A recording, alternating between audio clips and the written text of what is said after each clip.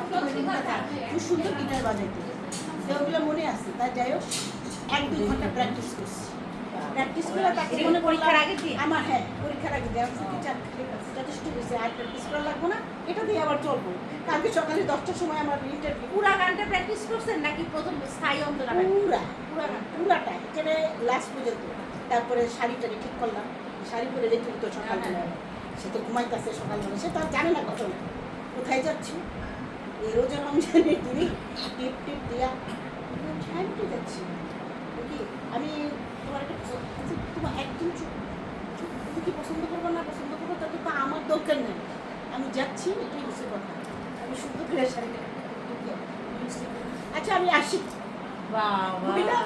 আমার বন্ধুরা তুই আমাকে করে স্যালুট লোপা, এই লোপা তো একটা দারুণ কাজ করছে। শোনো, গরু আছে না ছাগল, এইদিকে ঘুরে ফেলো ক্যামেরাটা এবার। ছাগলকে ঘাস খাইতে দেয়া জিনিসটা ছাড়তে না, তারপরে এমন হ্যাসকাটা আমি দেয় ঠ্যাং টুং বাইঙ্গা আমি আর ওই দিন বেশি দূরে না। ওই হ্যাসকাটার আশা করি তুমি ওয়েট করো ওয়েট করো। আমি রশি এবার বলো কি গান গাইলা বলো, তারপরে গেয়ে ফেলো একটু। গিয়ে ফেলো রোজি রাইট। নিজের জন্য তো না না ওইখানে পরীক্ষার হলে আপনি গাইলেন আর আমাদের সামনে গাইতে পারতেছেন না গান। না ওইটা তো আমার পাস না করলে তো আমাকে এইখানে তো আপনি পাস করতে হবে। বলেন। পারিবারিক ভাবে পাস করতে হবে। আপনার পরিবারের মধ্যে এতগুলা শিল্পী আছে, মানে আমরা মনে করি আমরা শিল্পী আছি, যাই হোক আর কি আপনি শিল্পী।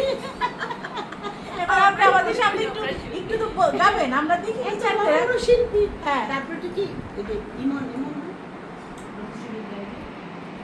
চক্রবর্তী, হ্যাঁ মনে কি দিতে হচ্ছে তার ইমন চক্রবর্তী প্রথমে সার্চ দিলে চলে আসে ইমন চক্রবর্তী, কিছুটা মনে কি দিতা, তার পাশে আরেকটা মহিলা সে আবার নজরুল গীতি ওইটার সাথে বুঝছি হ্যাঁ। ওইটা আসে। মানে ওইটা তো আসল না, ওইটা তো ড্রাম বিট এগুলির সাথে। তাও আমার আস্তে আস্তে তো পরিষ্কার গলাটা তো আবার চেষ্টা করলাম বারবার করে ধরতে যে কোন জায়গাটা আমার হয় না সেই জায়গাটা ঠিক করি। এখন সব হয়ে যাবে। পরে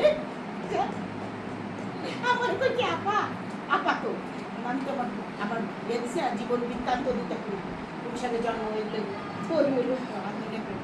আপা শুধু কি সংসার ধর্মই করা হয় না আর কিছু করো? এটা কি 1 বছরের কোর্স?